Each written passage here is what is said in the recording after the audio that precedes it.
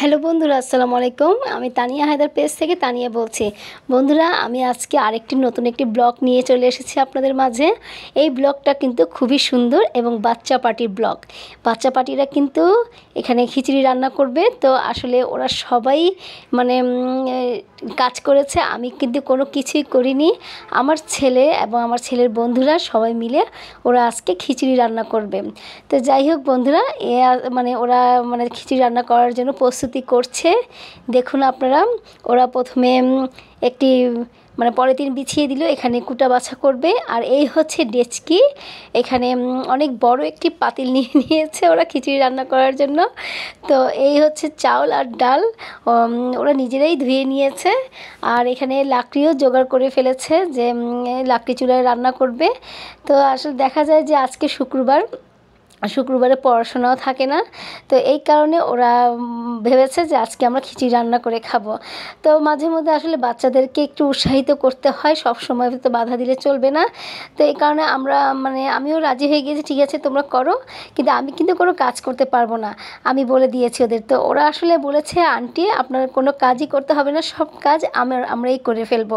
তো আসলে ওরা নিজেরাই সব কাজ করেছে, আমি কোনো কিছুই করিনি। দেখুন বন্ধুরা, ওরা কুটা বাছা করছে, নিজেরাই একদম ধুয়ে টুয়ে সব কিছু রেডি করেই ওরা রান্না করেছে। আর আমরা কিন্তু সবাই মিলে খেয়েছি। আর আমার ছোট ছেলে কিন্তু ফিদা, ও অনেকটাই এনজয় করছে, ও আসলে খুবই মজা পাচ্ছে।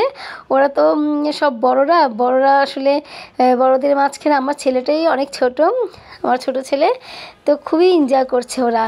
তো এখানে আসলে আমার বড় ছেলের বন্ধুরা সবাই, এবং ওরা আমার ছেলেদের থেকেও বড়, তারপরেও আর কি বন্ধুই বলা যায়, বড় ভাইও বলা যায়। তো এই হচ্ছে রাব্বি কিন্তু এখানে কাঠ কাটার জন্য ব্যস্ত হয়ে গেছে। তো এই কাঠগুলো ওরা কিভাবে কাটবে সেটাও আসলে ভেবে পাচ্ছিল না। তো আমিও কিন্তু কোনো বুদ্ধি দেইনি, ওদের বুদ্ধিতে ওরা সব কিছু করছে। দেখুন বন্ধুরা, আমি কিন্তু দেখে ভিডিও করছি আর মনে মনে হাসছি যে কাঠ ওরা কিভাবে কাটবে। তো আরেকজনকে এই হচ্ছে উৎসকে বলছে যে তুমি দাঁড়াও, আমি ইট দিয়ে ভাঙবো। তো দেখুন বন্ধুরা, ওরা আসলে কি বুদ্ধি খাটিয়েছে, কোনো অস্ত্র ব্যবহার করেনি ওরা নিজেরাই বুদ্ধি খাটিয়ে কাঠটা ভেঙে ফেললো। তো এই হচ্ছে খিচুড়ি বসিয়ে দিয়েছে,